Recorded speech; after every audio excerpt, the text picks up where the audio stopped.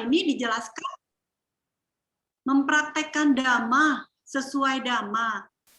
Jadi kita itu ketika kita sudah belajar dhamma, kita sudah memahami dhamma, nah kita harus dengan tekun ya, ketekunan mempraktekkan dhamma itu sendiri gitu. Jadi apa yang sudah kita pelajari itu kita akan bisa tahu ya bagaimana sih caranya dari dhamma itu kita praktekkan gitu. Sesuai misalnya kita sudah belajar tentang 5 sila ya mungkin ya. 5 sila kita belajar, nah itu kita praktekkan ya. Mungkin di sini saya akan bahas sedikit aja mengenai sila ya. Misalnya sila pertama, menghindari pembunuhan makhluk hidup. Nah, di sini ketika kita belajar dhamma, kita tahu bahwa dalam dhamma ajaran Sang Buddha kita menghindari pembunuhan makhluk hidup. Nah, di sini kita praktek gitu ya, praktek sesuai apa yang kita pelajari. Nah, di sini misalnya kita ini ya, misalnya melihat nyamuk gitu kan, misalnya tadi lagi meditasi, pimpinan kebaktian bagus banget ya, sudah membacakan parita, ada meditasi. Nah, ketika meditasi misalnya ada nyamuk yang menghinggap gitu. Nah, kita tidak langsung tepok gitu kan. Jadi mempraktekkan dhamma begitu ya. Jadi berdana juga, berdana darah ya, dhamma gitu ya. Asal nyamuknya ya kalau enggak kita usir aja gitu. Itu dalam praktek dhamma ya. Dhamma adalah sebagai, nah ini menolong orang lain untuk menyeberang. Kan dhamma itu sebagai perahu gitu. Nah, bagaimana caranya ya? Ketika kita mempunyai perahu dan menaiki perahu yang kuat, itu dilengkapi ya, dilengkapi dengan dayung dan kemudi ya. Tentunya kita juga memiliki dan menaiki perahu itu artinya apa? Kita mempunyai dhamma yang kuat, dhamma yang kokoh, agar kita bisa menyeberangi gitu ya, menyeberangi alam samsara ini gitu, tidak terlahir kembali. Kita ini kan di kehidupan ini kan kita di alam samsara ya, lahir mati, meninggal, lahir gitu kan, kita selalu berputar di samsara ini. Nah, ketika kita mempunyai perahu untuk bisa menyeberang, dhamma ini ya sebagai perahu, nah kita juga bisa menolong orang lain. Kenapa? Ketika kita menolong orang lain, maka kita mempunyai timbunan parami ya, tentunya ya, timbunan karma baik kita bisa membawa kita dhamma ini sebagai perahu gitu. Jadi ketika kita dhammanya juga sudah kuat, kita juga bisa menolong orang lain untuk menyeberang. Gitu ya. Untuk selanjutnya, memiliki dhamma yang tak tergoyahkan. Jadi kita sebagai umat awam, ketika kita belajar dhamma, kita memahami dan juga kita bisa dhamma ini kita nggak tergoyahkan ya, dalam arti ya kalau misalnya ada iming-iming ke tetangga sebelah gitu ya, jadi kita punya dhamma yang kuat ya, yang tak tergoyahkan. Jadi diajak ke sebelah sana atau sebelah kiri, kanan gitu, kita tetap teguh pada dhamma ya. Dhamma ini sebagai perahu untuk menyeberangi kita lebih baiknya dalam kehidupan ini dan tentunya kehidupan yang akan datang ya. Yang selanjutnya adalah dhamma mencapai kebahagiaan. Nah, ini tujuan dari Sang Buddha mengajarkan kita, kenapa kita perlunya belajar dhamma. Karena ketika kita sudah memahami dhamma yang tak tergoyahkan, dhamma itu bisa mencapai kehidupan ini, mencapai kebahagiaannya. Jadi ada yang bilang begini, nanti ajalah kehidupan yang akan datang mungkin lebih bahagia. Kalau mau lihat kehidupan kita yang akan datang ya, kita lihat kehidupan kita sekarang ya. Apakah kehidupan kita bahagia? Nah, dengan kita menjalankan dhamma dalam kehidupan ini, ketika kita sudah merasakan, mencicipi sedikit demi sedikit ya kebahagiaan, itulah yang akan kita lihat kehidupan selanjutnya gitu.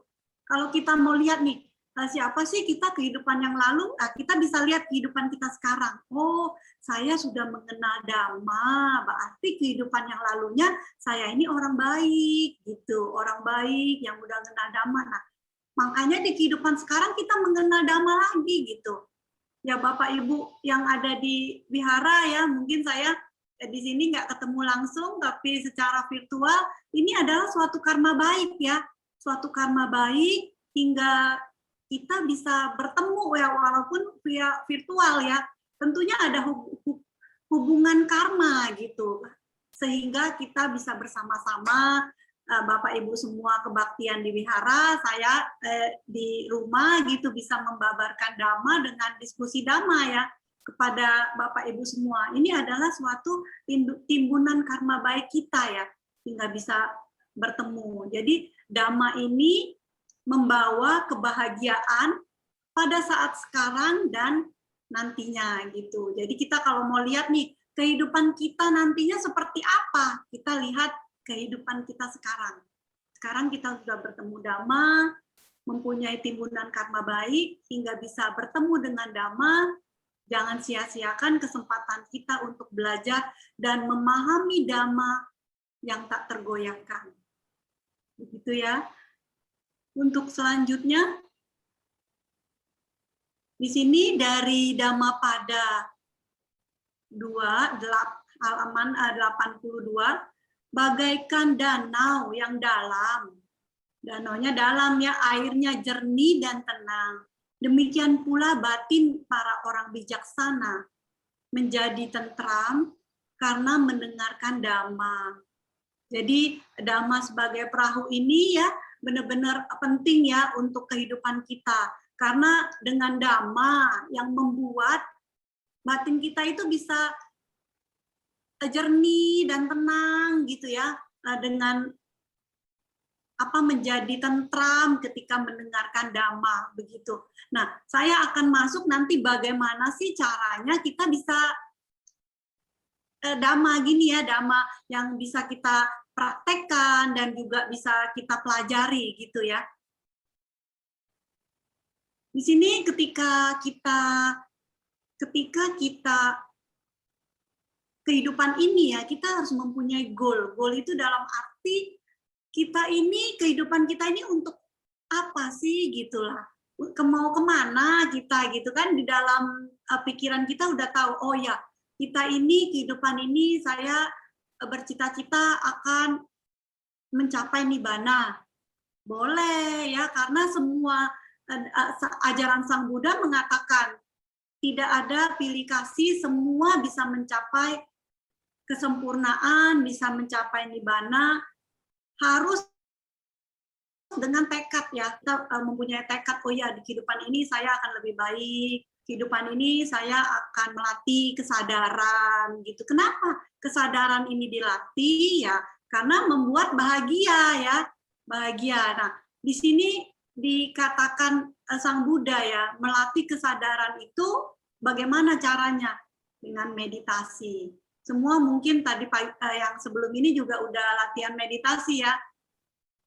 Ajaran Sang Buddha ini sangat luar biasa sekali. Kita diajarkan di mana kita harus mempraktekkan Dhamma itu dengan apa ya? Ini dengan ajaran meditasi ini ya, melatih kesadaran. Ketika kesadaran kita sudah kuat, maka kita akan merasakan happy ya, bahagia. Nah, tadi yang disebutkan Dhamma sebagai perahu. Dhamma itu membuat kita bahagia. Prakteknya ya ini, meditasi ya. Meditasi akan membuat kita kesadarannya bagus, maka kita akan bahagia dan juga tenang ya, hidup kita tenang. Jadi misalnya ada masalah apa gitu, kita tidak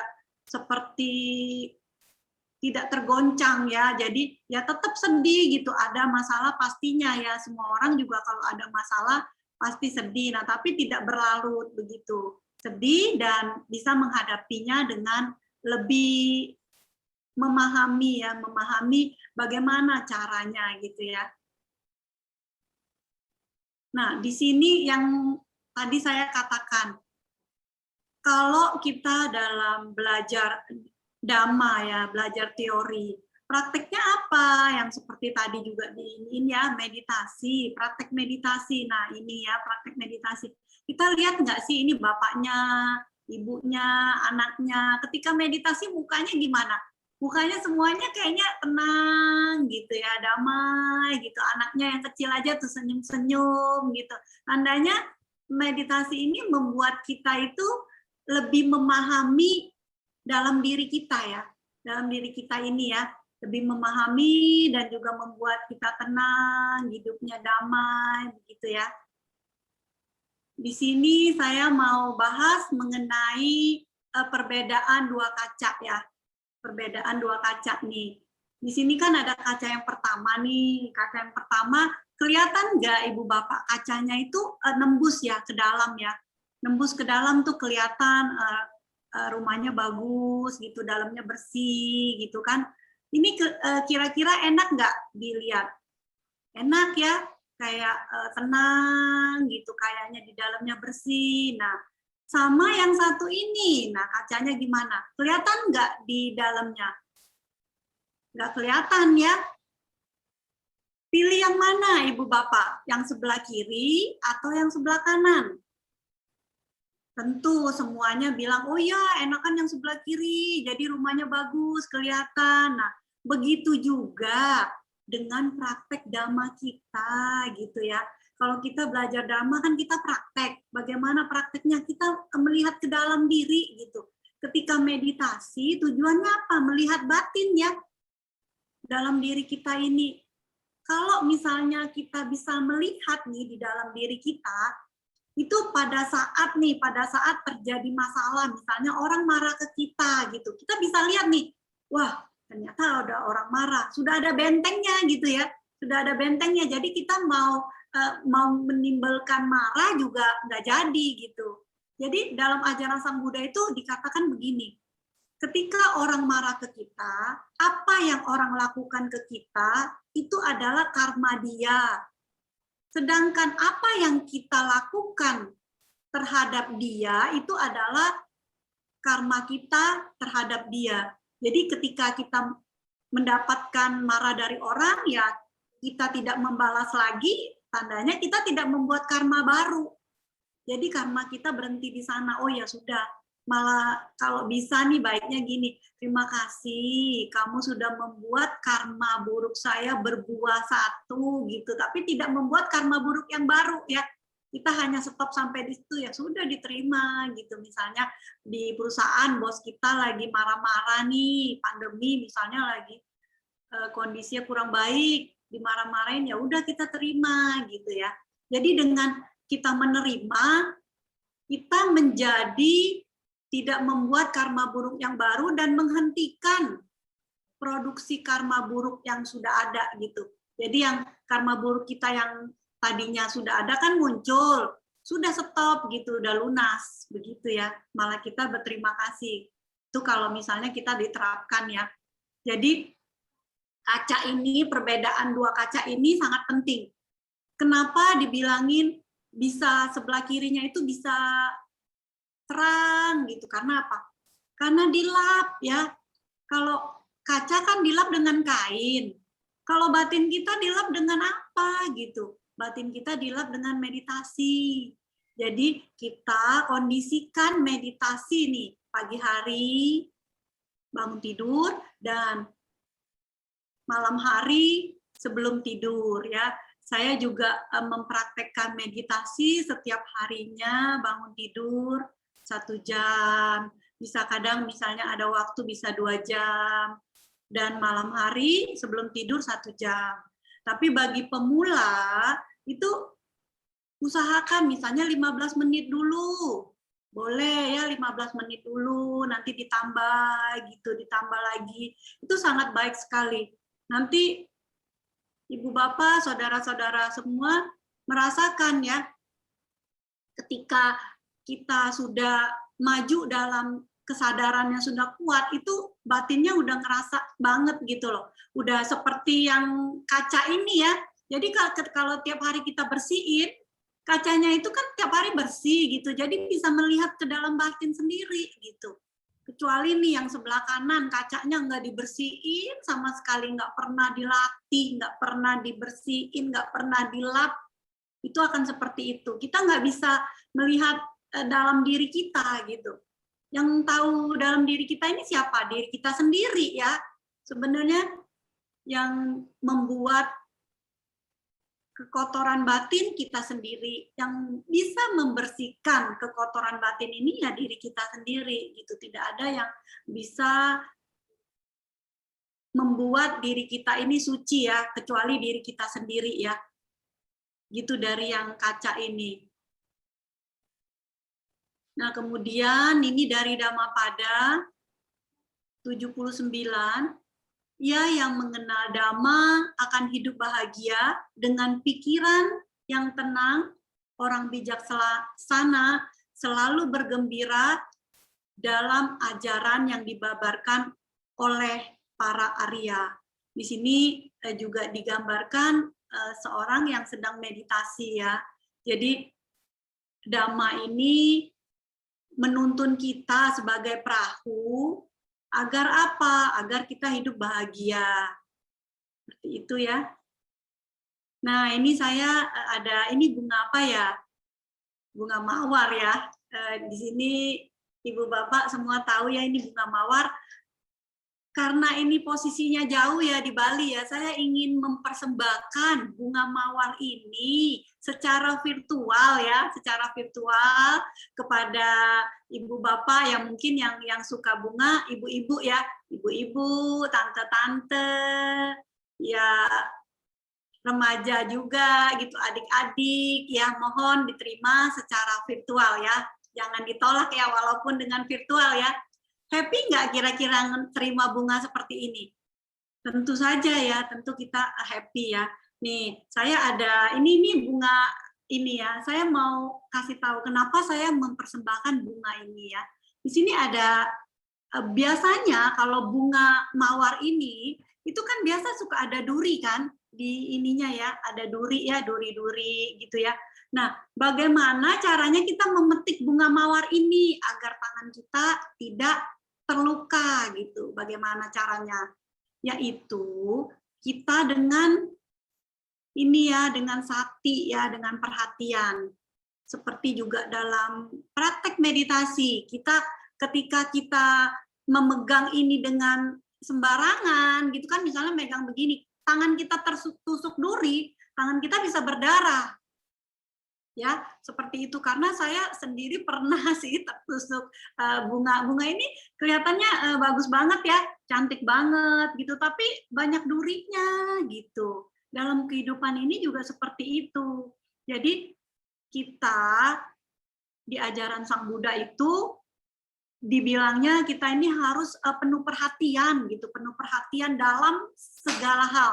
Jadi seperti juga bunga ini, ketika kita memetik bunga ini dengan tidak ini ya kita akan terluka, tangan kita akan berdarah gitu. Tapi ketika kita tahu ini ada duri gitu kan, kita misalnya petik nih, kita megang yang nggak ada durinya, maka kita akan selamat, kita akan bahagia, kita akan lihat wah bunganya bagus sekali ya gitu ya.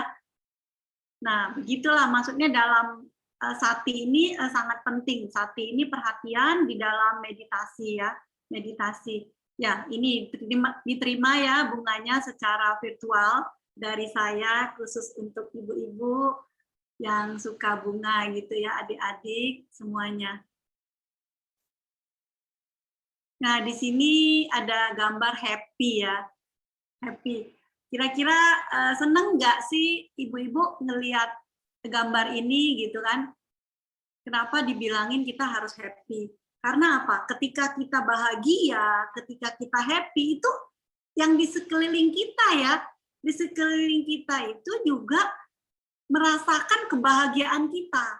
Nah itu kenapa kita mesti bahagia, mesti happy ya.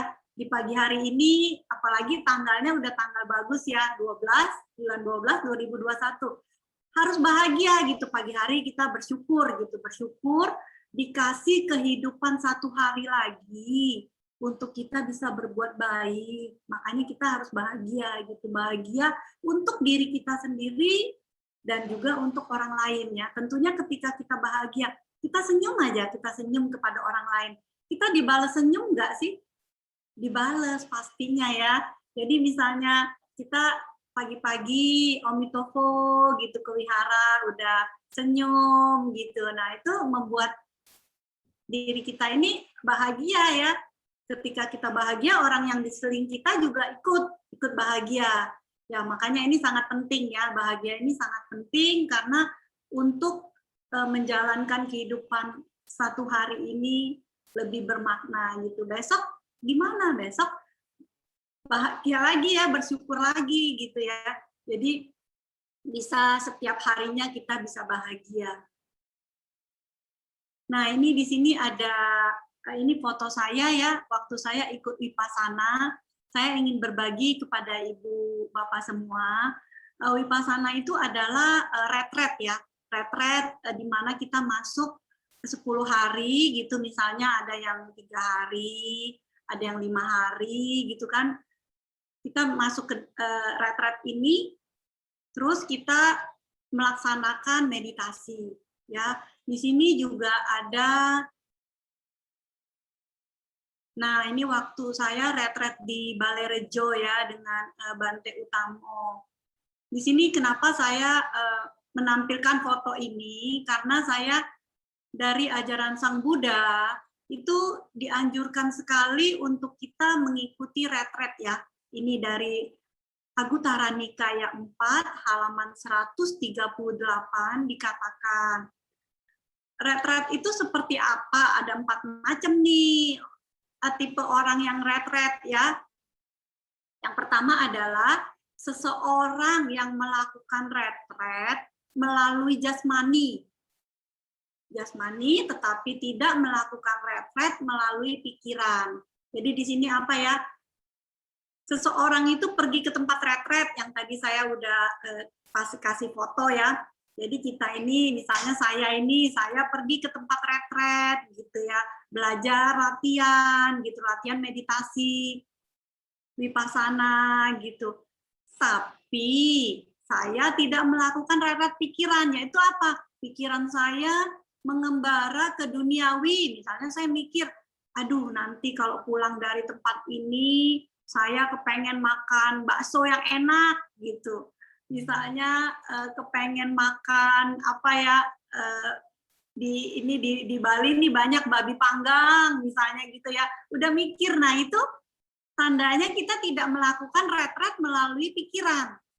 Jadi tipe orang yang pertama ini seperti itu ya, ada tipe orang yang pertama. Nah, yang kedua adalah seseorang yang tidak melakukan retret melalui jasmani, tetapi melakukan retret melalui pikiran. Jadi seseorang itu tidak pergi ke tempat retret, ke tempat ininya ya, ke tempat wipassananya, tapi dia di rumah, pikirannya dijaga, pikirannya retret dengan pikiran.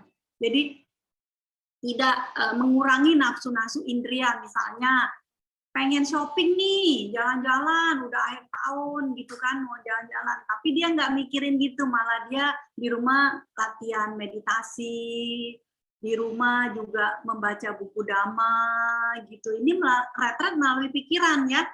Jadi seseorang itu yang kedua ini adalah tidak melakukan retret jasmani, tidak pergi ke tempat retret, tetapi melakukan retret melalui pikiran di rumah ya. Yang ketiga adalah seseorang yang tidak melakukan baik retret jasmani maupun pikiran. Jadi dia tidak pergi ke tempat retret dan juga tidak melatih pikirannya. Ya, di sini yang ketiga. Yang keempat adalah seseorang yang melatih retret baik melalui jasmani maupun melalui pikiran. Jadi seseorang yang tipe keempat ini adalah dia datang ke tempat retret, ke tempat vipassana, dan juga dia melatih pikirannya di sana. Pikirannya dilatih, tidak mengembara ke duniawi, misalnya ada pikiran muncul, diamati, melatih, benar-benar melatih dengan tekun gitu ya. Ini tipe yang keempat. Nah, Ibu Bapak, saya mau tanya, dari tipe yang keempat ini, yang paling bagus, yang terunggul, tipe yang keberapa? Ya, mungkin semuanya pasti milih yang keempat ya, yang keempat gitu ya. Jadi seseorang yang melakukan baik retret jasmani maupun pikiran. Nah, itu dia yang dianjurkan oleh Sang Buddha ya. Sang Buddha menganjurkan kita agar kita ini melakukan retret itu baik melalui jasmani dan pikiran. Di sini sangat dianjurkan yang terunggul ya dari retret ini Sang Buddha katakan adalah yang keempat. Jadi usahakan kalau misalnya kita mempunyai kesempatan berbuat baik untuk melatih batin kita ya. Jadi kita usahakan untuk yang keempat ini ya. Jadi ketika kita melatih diri yang keempat ini, hasilnya akan kita dapatkan sendiri gitu. Guru yang membimbing kita sih misalnya ada 20 orang ya, 20 gitu ya, 20 orang yang datang ke sana. Semua sama nggak sih hasilnya nanti? Tidak ya. Semua seperti ini nih, seperti hari ini aja. Hari ini Ibu Bapak datang ke wihara. Wihara membacakan parita, bermeditasi, dan diskusi dhamma ya pada hari ini. Sama nggak hasilnya dari semua ibu bapak? Ada yang duduk benar-benar tenang, saya memang hari ini tujuannya belajar dhamma gitu. Ada yang cuman saya mau datang mau gosip aja gitu kan. Ada yang mau datang ya sudahlah, saya daripada di rumah nggak ngapa-ngapain, saya ke wihara aja gitu. Nah tujuannya kan beda-beda gitu. Tapi tetap nggak sih jasmaninya ada di wihara? Tetap ya, orangnya tetap ada di wihara. Tapi pikirannya ya ada yang benar-benar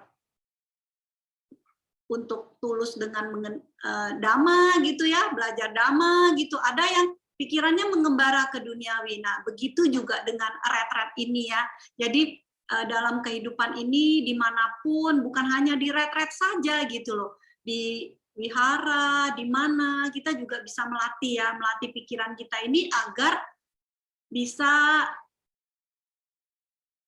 ikut latihan retret gitu ya, retret melalui pikiran, yaitu kita nih lebih mengarahkan diri untuk terbebas dari loba, dosa, dan moha ya.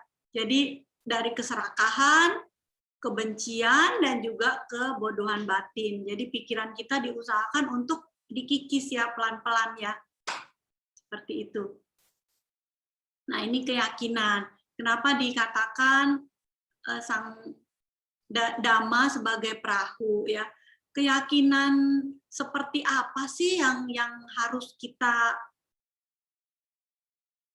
capai begitu agar kita bisa membuat diri kita ini lebih berkeyakinan ya dalam Anguttara Nikaya 4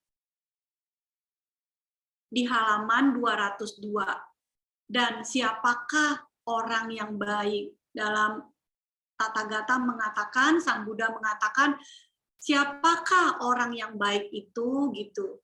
Nah, ini ketika keyakinan ya, dhamma itu sebagai perahu ya. Penting sekali keyakinan ini. Kenapa?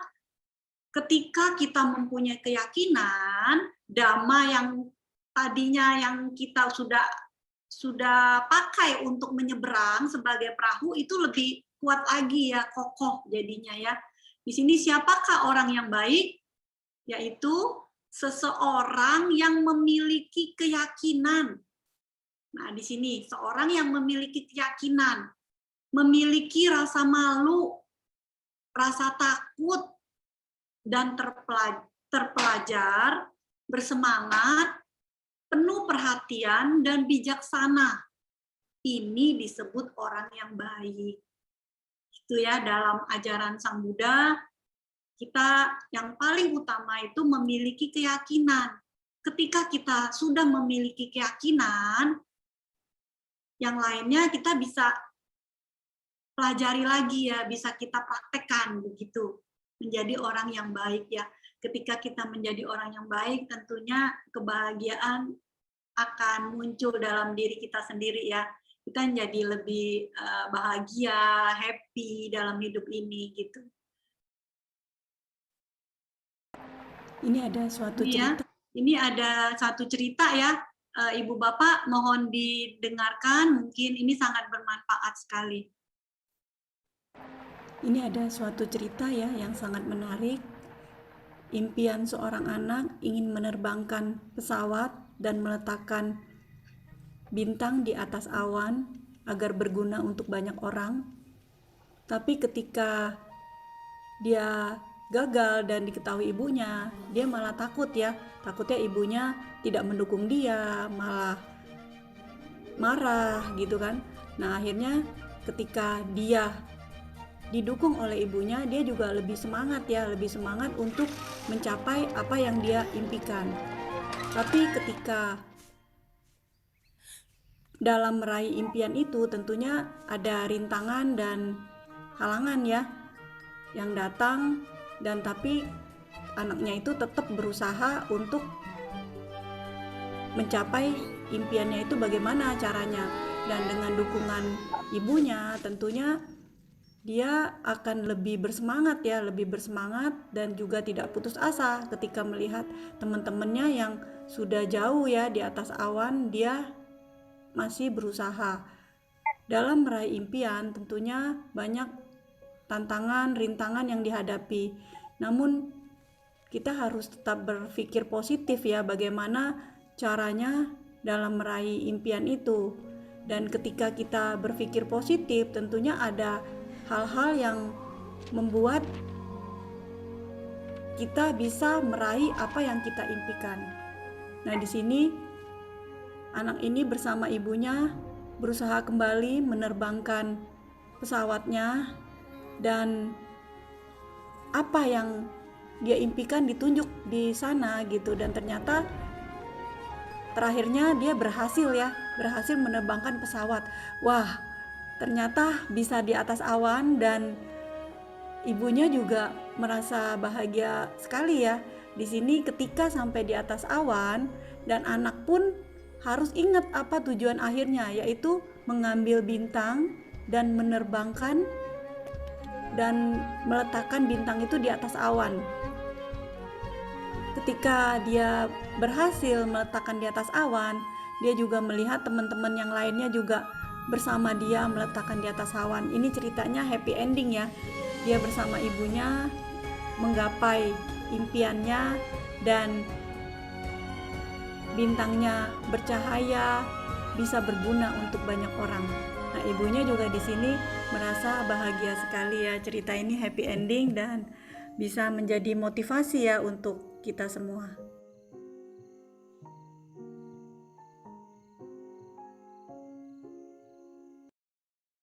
Ya, dari cerita ini ya, Ibu Bapak semua, ini ceritanya happy ending ya. Jadi kita itu dalam, ini kaitannya dalam Dhamma ya, kita itu dalam belajar Dhamma pasti ada nggak sih rintangan, tantangan, itu pasti semua ada ya. Jadi kita dalam kehidupan ini ya syukur-syukur kalau mulus gitu ya, jalannya mulus, jalan tol gitu ya. Tapi ada nggak sih jalan yang berbatu gitu? Tentu dalam kehidupan ini pasti ada ya. Bagaimana caranya kita supaya lebih bersemangat lagi? Ini video tadi dibilangin, walaupun misalnya kita ada rintangan, misalnya kita nih mau meditasi, pegel-pegel, badan sudahlah nggak jadi meditasi gitu, pegel gitu ya. Kalau bisa ya rintangan itu ya kita hadapi gitu ya. Meditasi ya kita udah tekad nih 30 menit misalnya, 30 menit ya kita sampai selesai baru bangun gitu. Jangan tiba-tiba ada, memang kalau misalnya dalam praktek Dhamma ya, meditasi ini pasti banyak rintangan ya. Karena rintangan, godaan itu kita yang bikin sendiri gitu ya. Bikin sendiri gitu. Siapa sih yang membuat rintangan ini gitu.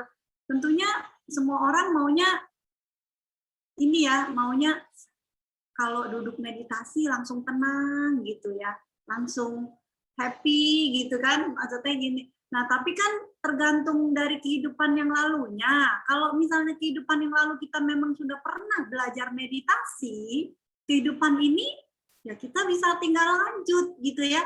Jadi ketika meditasi ya bisa tenang gitu. Tapi kalau dulunya kita belum berlatih, sekarang ini kita baru mulai berlatih, ya nggak apa-apa. Rintangan itu ya kita hadapi gitu, kesemutan, kaki sakit, pegel semuanya ya. Itu rintangannya harus dihadapi ya. Jadi video ini menjadi motivasi untuk kita belajar Dhamma lebih semangat lagi dan juga praktek Dhamma yang lebih bersemangat lagi. Nah, di sini ada kekayaan secara terperinci. Ibu bapak semua pengen nggak sih jadi orang kaya? Saya mau ini secara virtual ya, saya nggak bisa lihat ya ibu bapak semua.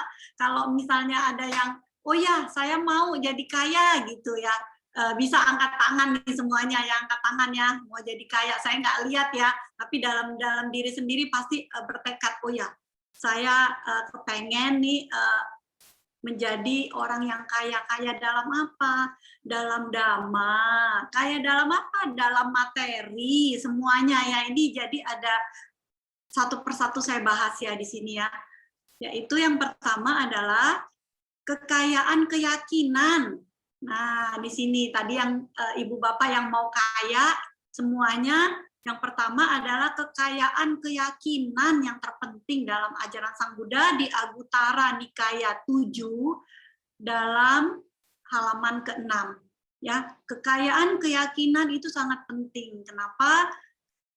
Yakin kepada tata gata, yakin kepada Sang Buddha yang dimana telah mencapai penerangan sempurna, sempurna pengetahuan serta tindak tanduknya, sempurna menempuh jalan kenibbana, pengetahuan dan guru para dewa dan manusia, dan juga telah mencapai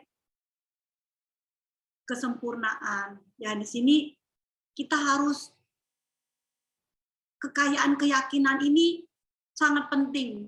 Makanya dicantumkan di nomor 1 ketika keyakinan kita sudah kuat, kekayaan yang lain akan muncul ya. Kekayaan yang kedua apa? Kekayaan perilaku bermoral.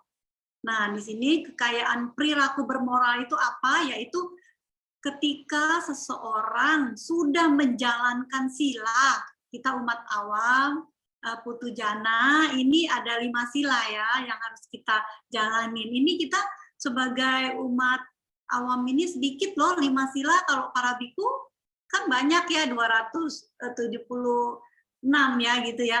Jadi kekayaan perilaku bermoral ini, 5 sila ini mungkin Bapak Ibu sudah banyak yang tahu ya. Tadi saya juga udah bahas sila pertama, ini saya akan singkat sedikit saja ya mengenai perilaku bermoral, yaitu yang sila pertama adalah menghindari pembunuhan makhluk hidup. Jadi ketika kita menghindari pembunuhan makhluk hidup yang ada di sekitar kita juga tidak merasa terancam ya. Jadi sama-sama bahagia gitu. Kita yang juga tidak melakukan pembunuhan hidup, tidak membuat makhluk hidup lain itu menderita gitu.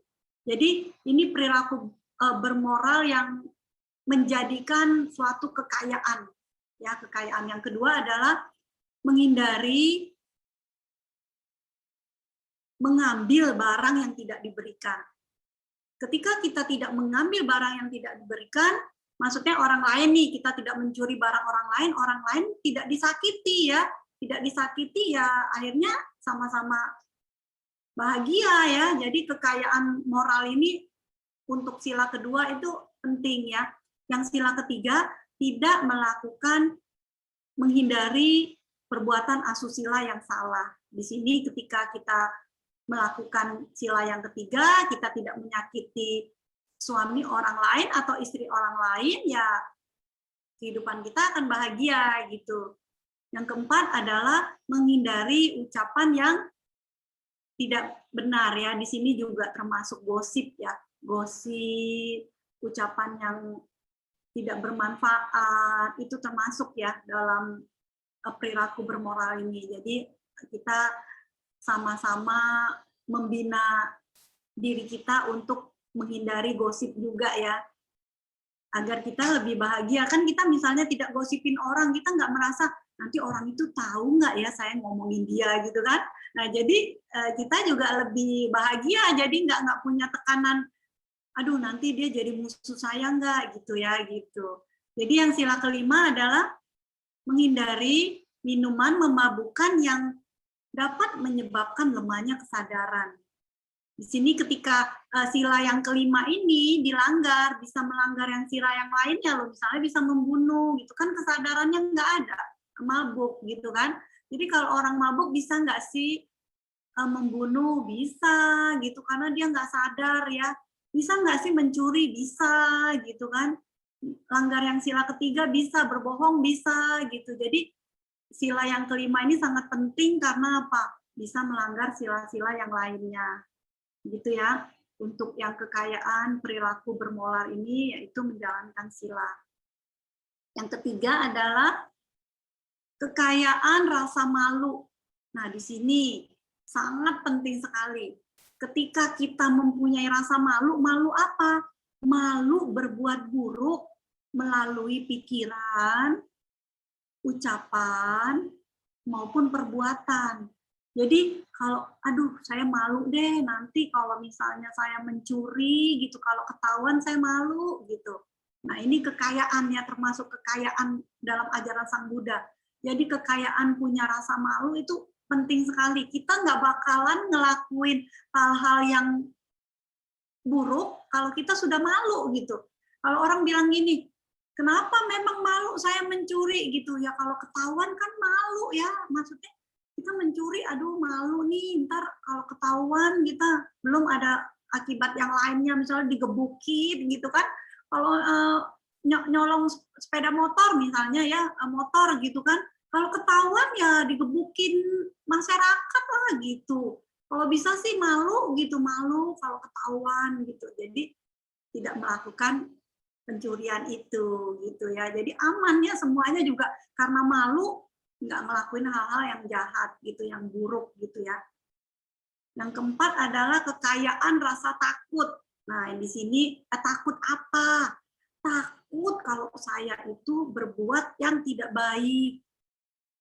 Perbuatan yang salah melalui pikiran, ucapan maupun perbuatan. Jadi takut nih, malu dan takut ini kakak adik ya, 11-12 ya. Jadi mirip. Jadi ketika sudah malu, maka takut melakukannya gitu. Di sini sangat penting sekali ketika kita hiri dan otapa ya, ketika kita sudah punya rasa malu dan takut, kehidupan kita lebih dalam hal kekayaan ketiga dan keempat ya. Di sini saya akan lanjut. Di sini kekayaan yang kelima adalah kekayaan pembelajaran. Pembelajaran apa? Pembelajaran Dhamma. Yang dimana baik di awal, di tengah maupun di akhir kita itu belajar dengan bersemangat, dengan senang hati gitu ya. Secara apa? Secara kehidupannya Dhamma secara teori dan juga praktek secara spiritual. Jadi apa yang kita pelajari dari teori Dhamma yang menuntun kita, yang tadinya Dhamma sebagai perahu, itu jalani dengan praktek ya, praktek pembelajarannya. Yang keenam adalah kekayaan kedermawanan. Nah, di sini kedermawanan ya. Mungkin nanti panitia wihara nanti terakhir ada itu ya, dana ya, kotak dana. Nah, ini kita belajar ya. Kekayaan kedermawanan ini apa? Belajar melepas. Jadi belajar melepas. Kita kalau ke wihara, saya juga ya, seperti saya juga sering ya. Misalnya mau berdana nih, di dompet kita ada yang warna merah, ada yang warna biru, ada yang warna hijau misalnya. Yang mana nih? Kadang berdebat dalam hati. Aduh, yang biru atau yang merah ya, atau yang hijau ya gitu. Nah, itu kekayaan kedermawan ini yang bermain ya. Jadi ketika kita sudah berlatih melepas, lama-lama kita terbiasa ya dari yang kecil dulu, yang biru dulu atau yang hijau dulu, nanti lama-lama bisa yang merah gitu ya, 100.000 gitu. Atau bahkan lebih ya, 100.000 bahkan 200.000. Nah, itu bisa ini ya, malah bisa berdana. Ini termasuk kekayaan kedermawanan. Di sini harus dilatih secara perlahan ya. Jadi nggak langsung kita uang yang di dompet kita udah danain semua gitu, masukin semua, danain, nggak taunya pas sampai ke rumah, waduh, uang saya habis nih gitu kan. Nah itu kita berdana ini juga harus dengan kebijaksanaan ya, dalam arti pada saat sebelum berdana, saat berdana, dan sudah berdana itu dengan hati yang gembira. Karena ketika selesai berdana, pulang ke rumah, nyesel, nah itu dananya jadi berkurang ya, jadi tidak sempurna dananya gitu.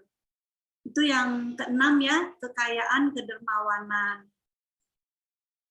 Yang ketujuh adalah kekayaan kebijaksanaan. Jadi gini, kebijaksanaan apa? Kebijaksanaan melihat muncul dan lenyapnya penderitaan. Jadi di sini kita lihat, oh iya, nah ini latihan kebijaksanaan ini dilatih dengan praktek meditasi ya, praktek meditasi yang dimana nanti akan muncul kebijaksanaan. Kita tahu, oh ya ini adanya kehidupan ini semua tidak kekal gitu, muncul dan lenyap gitu. Itu dalam meditasi kan kita diajarin mempraktekkan muncul dan lenyapnya ini ya, kita melihat kayak nafas, perhatiin nafas itu ya. Jadi kekayaan secara terperinci ini menjadi kekayaan yang membuat kita itu menjalankan kehidupan ini bahagia. Ya. Tadi yang pertama kekayaan apa Ibu Bapak masih ingat ya? Kekayaan keyakinan. Nah, itu yang sangat penting, keyakinan ya. Dalam topik ini saya membahas tentang keyakinan di mana kita pertama dulu mempunyai keyakinan. Nah, ini Ibu Bapak bisa lihat nggak sih Happy Family ini keluarga yang bahagia. Nah, kenapa bisa kita menjadi suatu keluarga yang bahagia ya? Karena kita semua mempraktekkan Dhamma. Ketika kita sudah sesama saling mengerti, saling memahami satu sama lain ya dengan praktek Dhamma meditasi yang dibawa. Jadi antar keluarga itu juga menjadi bahagia ya. Jadi udah sama-sama memahami, mengerti, menjalankan gitu. Bisa menjadi suatu keluarga yang bahagia, menuntun gitu. Dhamma ini menuntun gitu, menuntun ke dalam batin masing-masing ya. Jadi membuat keluarga yang bahagia. Tentu semua orang juga mengharapkan ya keluarga yang bahagia ya. Nah, di sini ada ini dalam ajaran Sang Buddha juga ya. Semakin kamu sibuk, itu semakin perlu meditasi. Ini pengalaman diri saya sendiri ya. Saya kan juga tadi dibilangin saya pengusaha ya, jadi saya kerja sibuk gitu. Dulunya saya nggak pernah tuh ikut retret. Saya bilang begini, aduh saya nggak sempet deh. Mana mungkin saya bisa tinggalin kerjaan gitu kan, nanti anak kantor gimana gitu ya. Saya mikirnya begitu dulu. Ini saya habis mikir, terus nggak pergi kan, biasa kalau kita gitu, nggak mungkin lah saya tinggalin, apalagi ada yang orang yang kerjanya dari Senin sampai Minggu ya, hari Minggu aja kadang nggak bisa kuwihara, bilangnya gini sibuk jaga toko gitu, nggak bisa katanya. Nah bagi ibu bapak yang hari ini udah kuwihara itu karma baik ya, berarti sudah bisa gitu, bisa melepaskan sedikit aja untuk kepentingan Dhamma. Nah ini semakin kita sibuk itu memang semakin penting ya meditasi, karena apa? Nih nanti saya akan bahas ya. Nah di sini ada kuda jinak dan kuda liar. Nah, ini dibilangi semakin kita sibuk nih kayak kuda ini ya. Semakin kita sibuk, semakin perlunya meditasi. Ibu Bapak bisa lihat nggak, di sini ada kuda jinak yang anaknya meluk kudanya dengan senyum gitu, kudanya tenang gitu kan, diem aja ya. Lebih milih yang mana? Kuda yang sebelah kiri atau yang sebelah kanan tuh kalau kudanya liar tuh sampai jatuh orangnya. Ini kalau secara offline enak ya, saya bisa diskusi ya, mungkin nanti ada tanya jawab. Tetapi maksudnya di sini saya nggak bisa ngelihat ibu bapak semua, jawabannya pasti mungkin sebelah kiri ya, sebelah kiri kuda yang jinak. Nah, kenapa memilih kuda yang jinak? Karena kuda yang jinak ini gampang dikendalikan. Kuda yang jinak ini tidak membuat kita cedera gitu ya, tidak membuat kita jatuh. Mending kalau jatuh doang. Kalau misalnya patah tulang gitu, atau geger otak gitu, gimana? Aduh, bahaya sekali ya. Apa hubungannya kuda jinak dan kuda liar dengan pikiran? Coba bayangkan, kuda liar aja kita takut, apalagi pikiran liar ya. Pikiran liar ini bagaimana ya? Pikiran yang liar itu lebih bahaya dari kuda liar.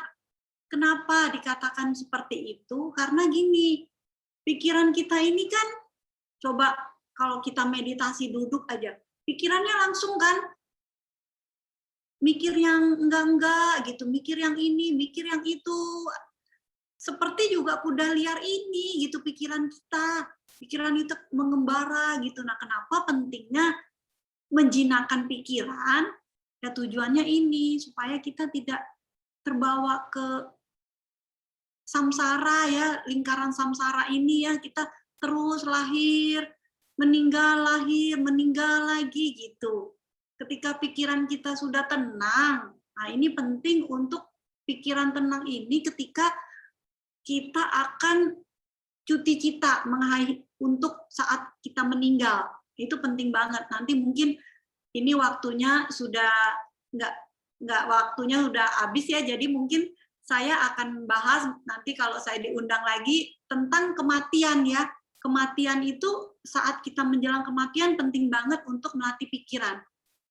Itu yang menyebabkan kita terlahir lagi di alam mana nanti pada saat pikiran yang terakhir itu.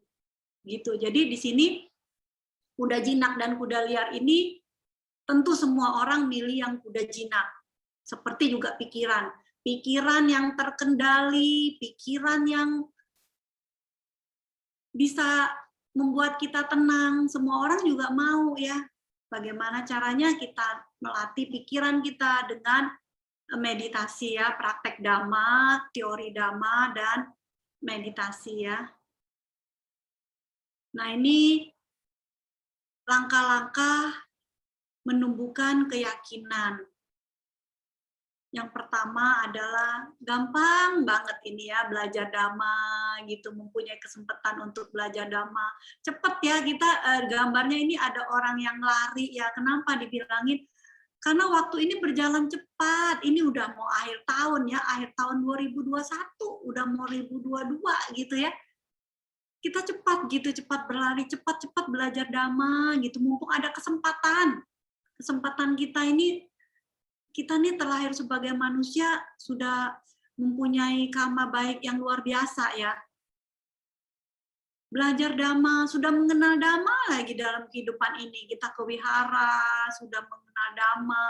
Itu kita belajar ya, belajar. Jangan sampai kita sia-siakan kesempatan dalam kehidupan ini. Yang kedua adalah kita praktek dhamma. Gampang nggak sih cuman 2 ya?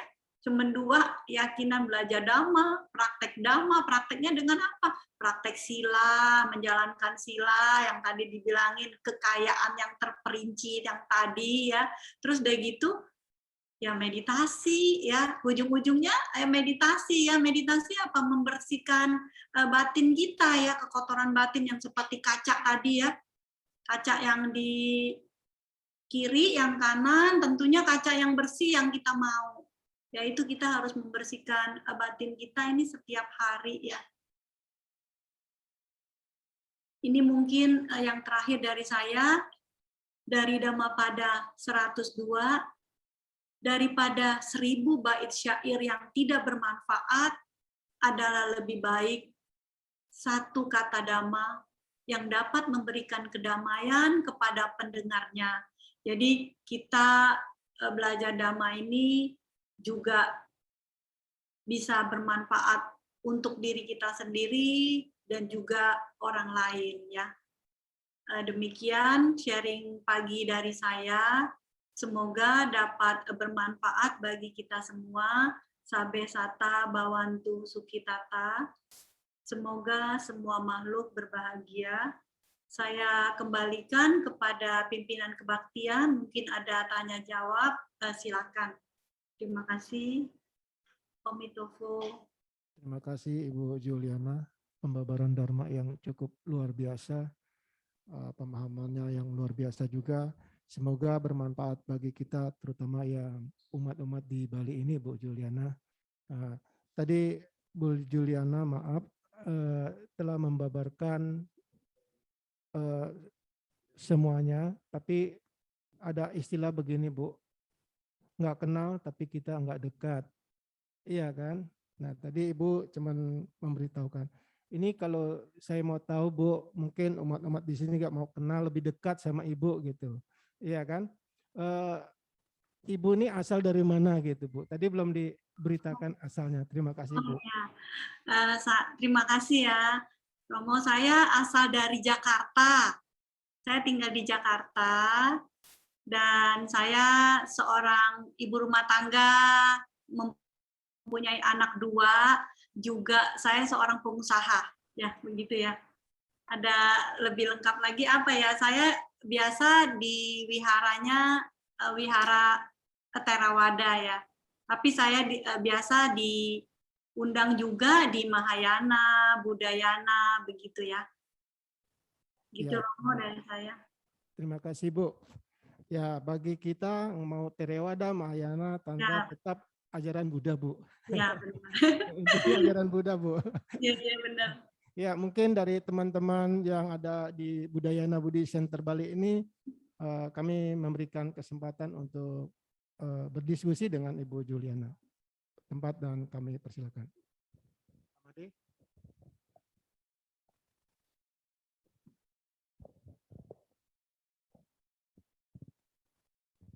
Namo Buddhaya, Bu Yuli. Saya biasa dipanggil Pak Made karena mungkin sudah lansia saya. Jadi banyak orang ini dari dulu nih retreat. Barangkali Bu Yana bisa menjelaskan arti kata retreat itu yang sebenarnya bagaimana sih? Ya itu aja pertanyaan saya dulu. Kemudian pada saat orang retreat, kemudian setelah selesai retreat, ada perubahan perilaku enggak dalam hal ini? Ya kurang lebih itu, Bu Yuli. Terima kasih atas penjelasannya. Ya, terima kasih. Saya panggil Pak Made ya, atas pertanyaannya yang sangat bagus sekali ya. Retret di sini adalah seperti yang tadi saya sudah jelaskan, mungkin saya akan jelaskan sedikit. Retret itu adalah kita pergi ke tempat seperti ya itu ya, kayak dulu dalam ajaran Sang Buddha itu hutan ya, tempat yang sunyi, tempat hutan gitu ya, yang ada guru pembimbingnya gitu, kita bersama-sama, biasanya dibatasi ya, misalnya 20 orang pergi ke tempat retret itu untuk apa? Melatih gitu ya, melatih batin gitu, dalam arti di sini meditasi ya, meditasi ajaran Buddhis itu memang tekniknya ada beberapa dan semua mengacu kepada ajaran Sang Buddha tentunya ya. Itu retret. Retret itu bisa juga insentif misalnya 10 hari atau 20 hari, ada yang bahkan sebulan, 2 bulan gitu ya. Gitu retret ya. Nah, perubahan apa yang bisa didapat dari retret itu? Ya begitu ya tadi ya Pak Made pertanyaannya. Perubahannya itu adalah tergantung dari peserta retretnya gitu. Nggak semua orang sama ya. Nggak semua orang misalnya dibilangin gini, kok dia habis retret jadi tambah sombong ya, gitu kan, bilangnya gini ya, retret bilangnya gini.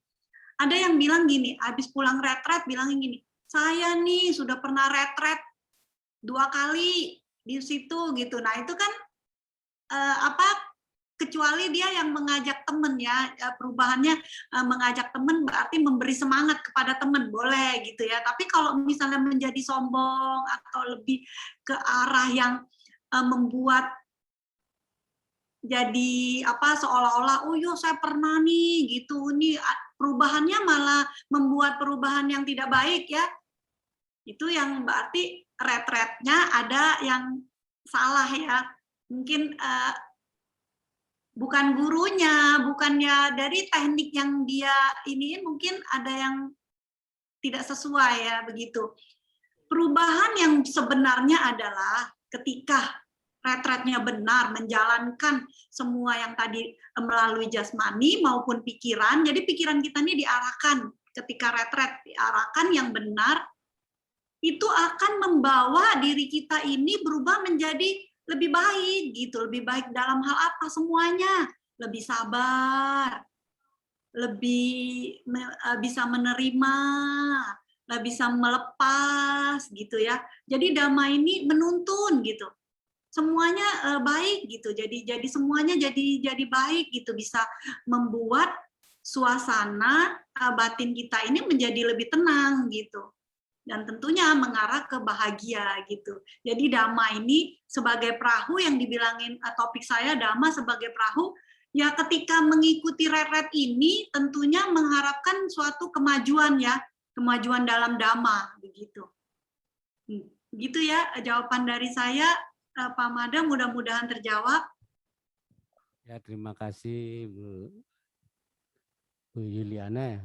Ya benar Pak. Ya, ini sekarang pertanyaan saya ini yang kedua ya Bu Yuliana. Ini pengalaman saya sendiri. Ada retreat yang menyenangkan, istilahnya artinya konsumsinya bagus gitu. Konsumsinya bagus. Kemudian juga pengaturan waktunya, artinya waktu untuk pembelajaran diri, istirahat, dan tidur itu bagus gitu. Tempatnya juga bagus, seperti di hotel atau di villa atau di mana gitu. Yang kedua ini ada retreat yang hancur-hancuran. Artinya tempatnya juga artinya ya seadanya, makanannya juga kadang-kadang ada, kadang-kadang tidak. Kemudian orang nggak bisa kemana-mana, artinya dia melarikan diri nggak bisa karena jauh. Ya dari sini Bu Juli, bagaimana sebenarnya antara kedua hal ini dampaknya secara psikologis bagi pesertanya? Terima kasih Bu Juli. Ya, terima kasih Pak Mada. Pertanyaannya sangat luar biasa, pertanyaannya bagus, tapi jawabannya ini susah juga ya jawabnya gini. Jadi kalau menurut saya pribadi nih ya, kalau tempat yang bagus, tempat yang benar-benar mendukung, itu adalah karma baik kita. Jadi kita bisa berlatih dengan benar-benar nyaman gitu, makanan juga tersedia, tempatnya juga bagus, itu karma baik kita. Nah, itu jangan sia-siakan kesempatan yang sudah kita dapat. Jadi di sana kita bisa berlatih dengan sungguh-sungguh ya, dengan semangat. Bagaimana kalau tempat yang jelek?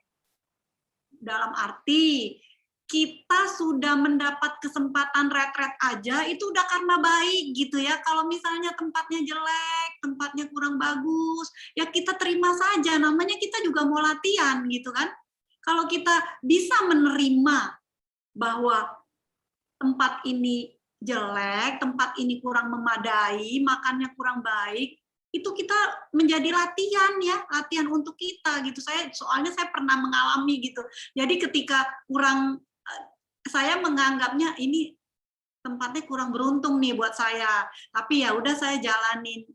Ketika kita menerima, bisa memahami bahwa tidak semua tempat retret itu bagus, kita akan menjadi bahagia ketika menjalani retretnya. Jadi kedua tempat ini ya sama aja gitu. Kalau memang kita mau latihan, tidak harus ya tempatnya juga bagus gitu kan. Mana tahu umatnya nggak dana makanan ya jadi kita nggak makan yang kurang ini ya, makannya sederhana gitu. Nah itu tergantung karma kita juga. Kadang saya mikir begitu ya. Saya sih selama ini ya kebetulan sih retretnya kalau soal makanan sih mencukupi sekali ya. Jadi memang gizinya juga harus ini karena kan kita makan cuma 2 kali ya biasa kalau retret itu ya. Jadi ngikut kayak seorang biku jam 12 sudah nggak makan lagi. Itu mengkondisikan sekali untuk energi kita itu. Jadi kalau makanannya cukup energinya, gizinya cukup, retret kita juga akan menopang gitu. Jadi di sini ya, Pak Made kalau tempat yang bagus maupun tempat yang kurang bagus, kalau menurut saya kondisikan diri kita untuk berlatih gitu. Jadi jangan mengeluh, jangan kita merasa ini karena nanti akan kurang gitu, kurang untuk pendapatan batin kita ini hasil retret itu nanti akan berkurang. Jadi kondisikan batin kita itu ketika kita udah mau masuk retret, pokoknya apapun tempatnya bagus, tempatnya kurang bagus, ya kita terima gitu. Ya begitu ya dari saya. Semoga bisa diterima. Ya, terima kasih Bu Yuli. Karena saya pernah mengalami dulu, saya retreatnya jauh di India, di perbatasan Pakistan. Itu selama retreat saya cuma dikasih makan jagung yang di Chiang Rai. Saya berpikir mau lari kemana ini? Nggak tahu tempat di sana itu. Kemudian jagung di Chiang Rai, kemudian juga makan ala kadarnya kayak di India. Mungkin kalau Bu Yuli pernah ke sana tahulah keadaannya kayak apa gitu. Ya itu saya terima sebagai karma saya mungkin. Terima kasih Bu Yuli. Ya, terima kasih. Mungkin saya ada tambahan sedikit ya tadi mengenai di India ya, karena saya memang juga pernah ke India gitu bersama ini ya bikuni ya rombongan.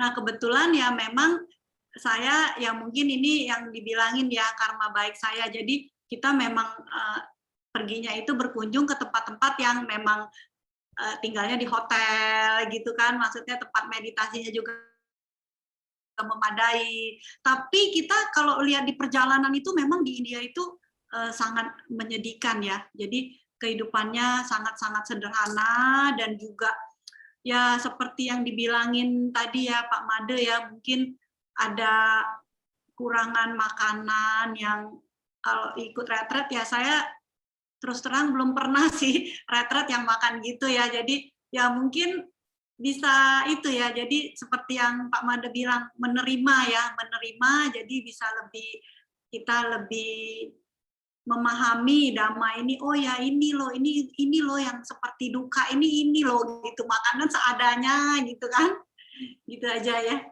Jadi bagi ibu bapak yang mau retret gitu, jangan takut, jangan khawatir, pastinya kondisi karma kita mendukung ya agar kita bisa lebih baik lagi untuk menjalankan retretnya. Begitu ya dari saya. Terima kasih. Ya, mungkin ada lagi pertanyaan dari teman-teman yang lain. Oh ya, Bu Yuli kami persilakan. Ya, Bu Yuli, silakan. Terima kasih. Namo Buddhaya, Bu Yuliana. Ya, nama budaya. Yuli juga sama namanya. Ini mohon maaf suaranya kecil, boleh?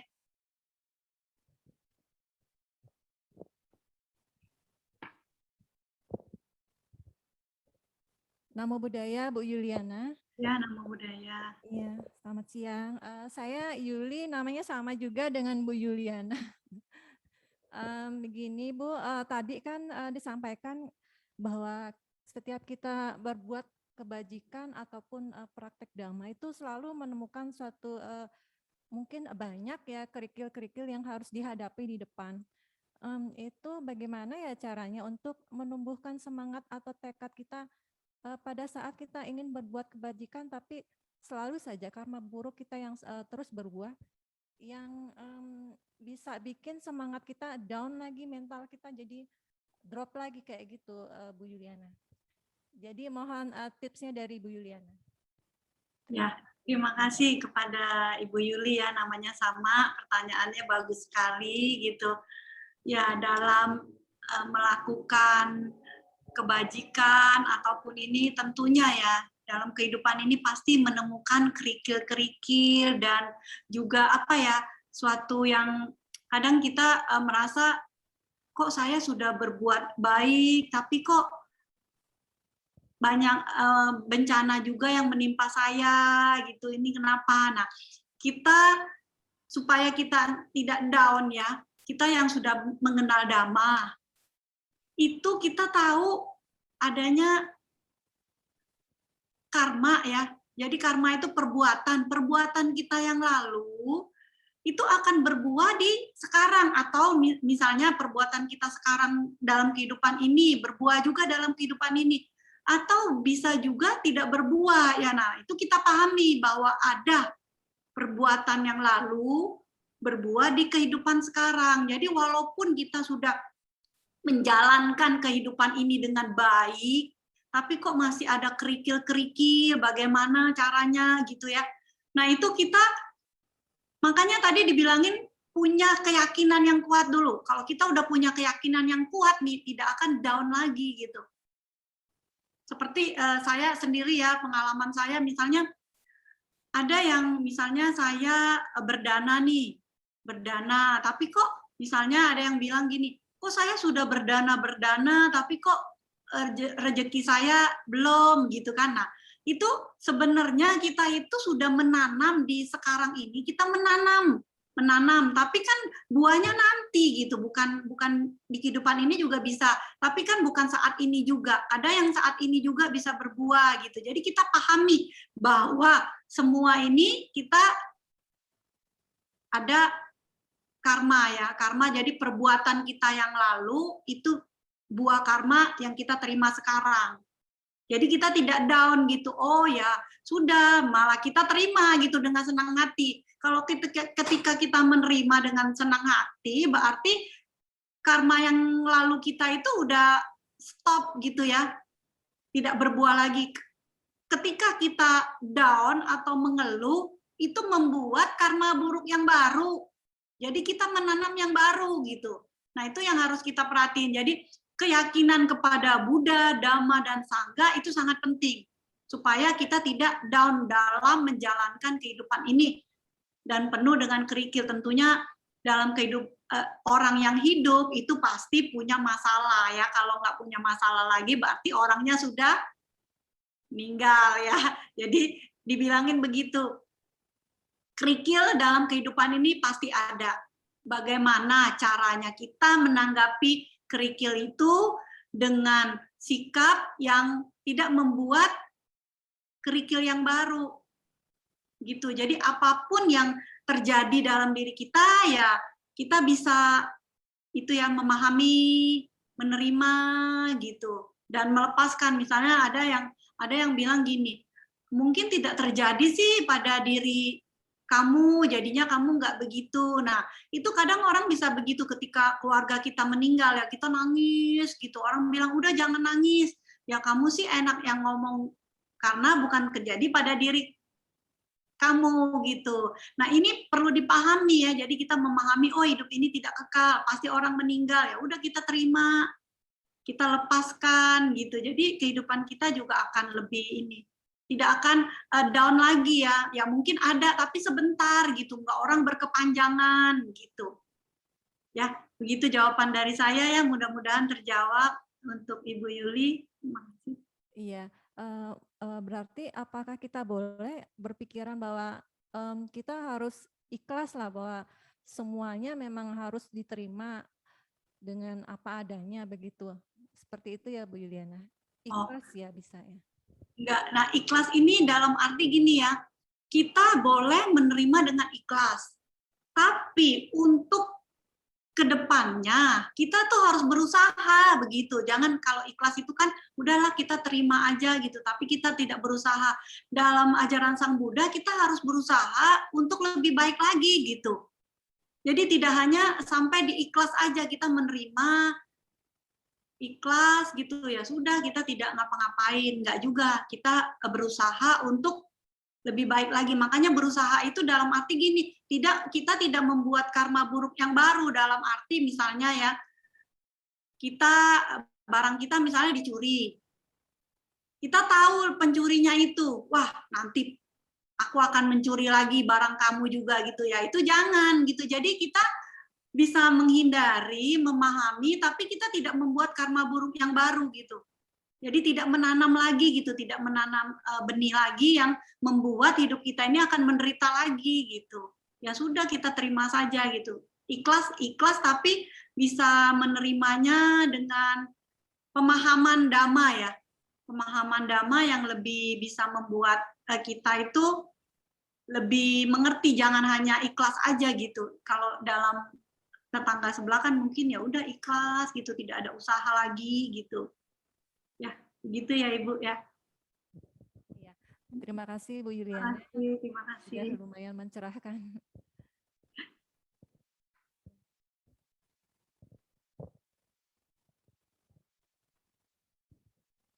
Mungkin dari BBC sudah tidak ada pertanyaan lagi. Saya kembalikan ke Romo. Ya, terima kasih. Mungkin masih ada kesempatan kan Bu ya. Saya akan coba di sini juga saya lihat ada yang ikut online Bu. Kami persilakan yang ikut online juga untuk menanyakan kepada Bu Yuli tempat dan waktunya.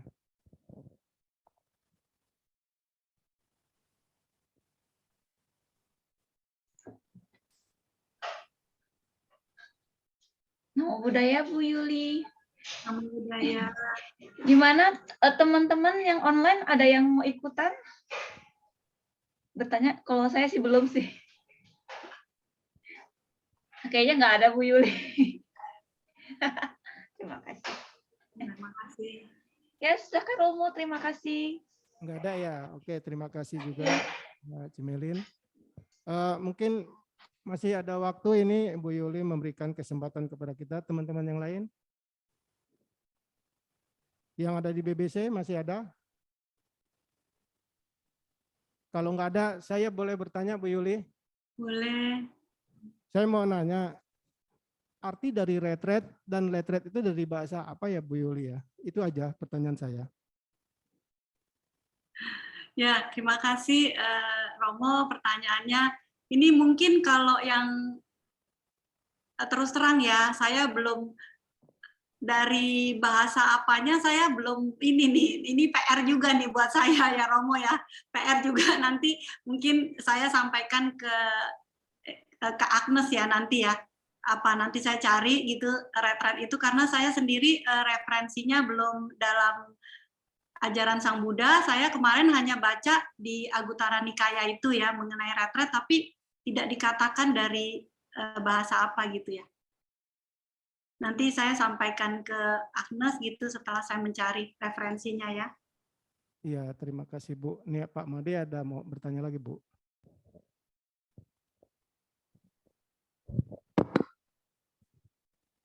Mumpung masih ada waktu sedikit ini Bu Yuli, ini saya agak menyimpang sedikit pertanyaan saya.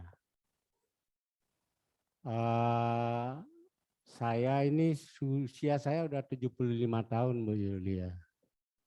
Artinya waktu panggilan itu kayaknya sudah nggak jauh lagi gitu loh. Dalam hati saya ingin terlahir di dalam komunitas Buddhis. Karena saya sekarang terlahir dari orang Bali, artinya komunis Hindu. Barangkali Bu Yuli bisa memberikan saya ya semacam guidance lah, bagaimana cara-caranya supaya saya bisa terlahir di dalam komunitas Buddhis. Karena saya sudah artinya mempelajari ajaran sang guru itu hampir 50 tahun. Karena saya mengenal ajaran beliau pada waktu saya umur sekitar 25, yang kebetulan almarhum kakak kandung saya guru agama Buddha di sekolah Sariputra di Jakarta Kota. Ya kurang lebih itu Bu Yuli, untuk ya artinya memanfaatkan sedikit waktu. Terima kasih Bu Yuli. Ya, terima kasih banyak Pak Made, pertanyaannya sangat luar biasa ya. Saya melihat Pak Made umur 75, wah ini sehat sekali ya kondisinya, jadi jangan menganggap udah umur ya gitu, masih punya semangat gitu, bagus gitu. Maksudnya ini sudah kewihara juga membantu gitu ya, ini sangat bagus sekali ya. Nah, untuk menjadi terlahir lagi nanti bisa mengenal Dhamma, itu tekadkan saja, tekadkan di kehidupan ini, tekad gitu. Apalagi saya lihat udah 50 tahun ya tadi dibilangin ya, dari umur 20-an ya. Itu sangat-sangat memungkinkan ya nanti kehidupan akan datang tuh pasti mengenal Dhamma. Karena apa? Kita ini ibaratnya kalau di perjalanan ini jadi gini, ini udah SD, SMP, SMA gitu kan. Nanti untuk lanjutnya itu yang lanjut gitu. Apalagi udah pernah retret juga ya. Itu memunculkan keyakinan itu sangat penting. Saya yakin kehidupan akan datang, misalnya saya bisa mengenal Dhamma, bisa belajar lagi gitu. Nah, itu untuk ini sangat penting ya, Pak Made ditekadkan bahwa dengan kebajikan yang saya lakukan dalam kehidupan ini, bukan hanya sebentar ya, 50 tahun itu udah jangka waktu yang panjang begitu ya. Pastinya mengkondisikan kehidupan saya berikutnya mengenal Dhamma lebih baik lagi tentunya ya. Pastinya itu ditekadkan dalam diri, jadi jangan nggak mungkin lah saya kenal Dhamma. Nah, itu keraguan-raguan tandanya. Jadi harus mempunyai keyakinan yang kuat bahwa Dhamma ini menuntun gitu, menuntun menuju kita Dhamma sebagai perahu gitu kan. Selama 50 tahun ini udah punya dayung, tentunya pengemudi yang baik gitu ya. Pasti akan menuntun ke arah yang seperti yang kita harapkan. Begitu ya, Pak Made. Saya juga ikut mendoakan semoga kehidupan yang akan datang bisa mengenal Dhamma lebih baik lagi gitu ya. Mana tahu aja bisa mencapai nibbana gitu. Sadu, sadu, sadu.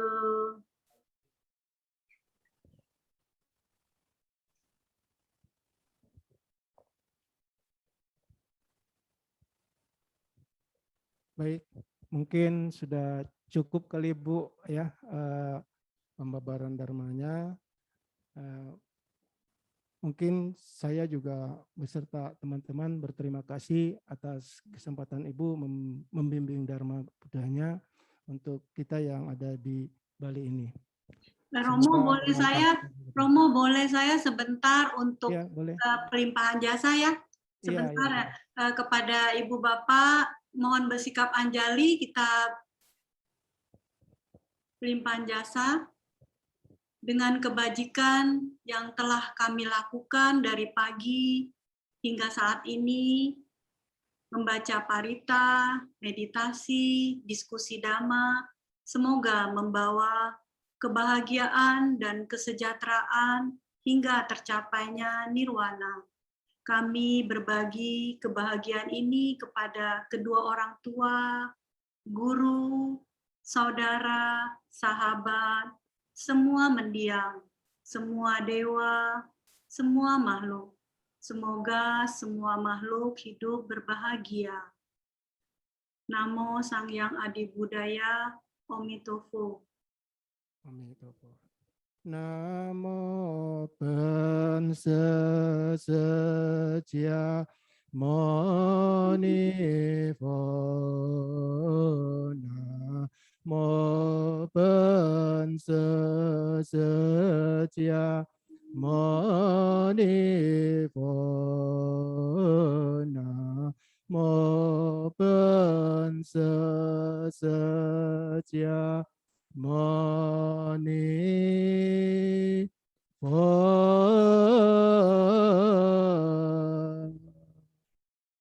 Baik, terima kasih Ibu.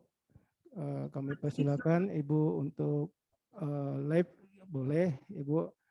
Kami akan akhiri dengan pelimpahan jasa yaitu Hui Xiangqi. Sebelum kita Hui Xiangqi, marilah kita berdana paramita sebentar.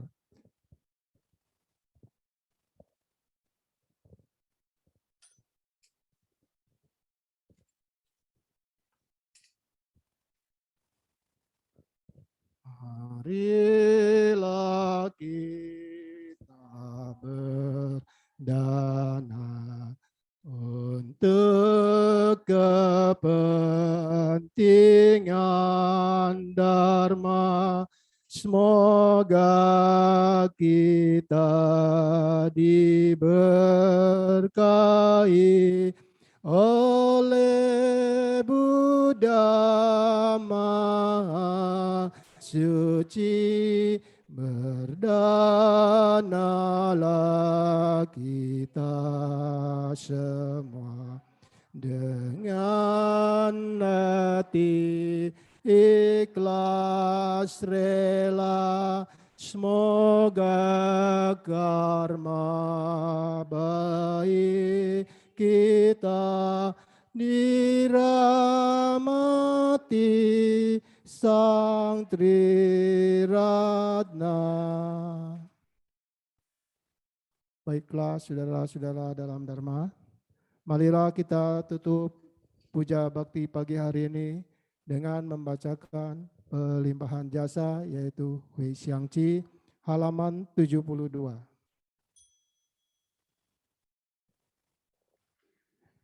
Yen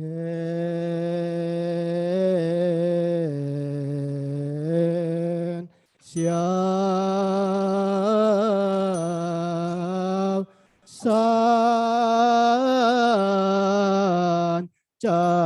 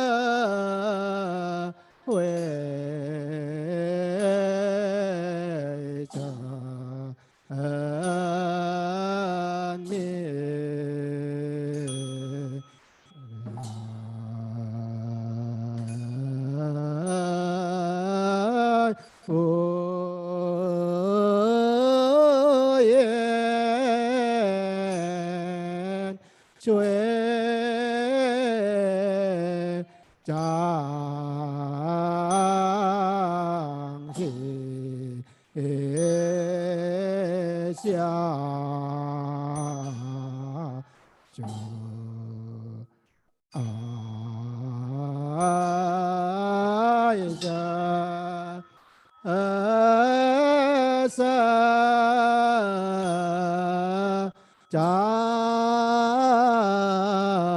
Sing Osata.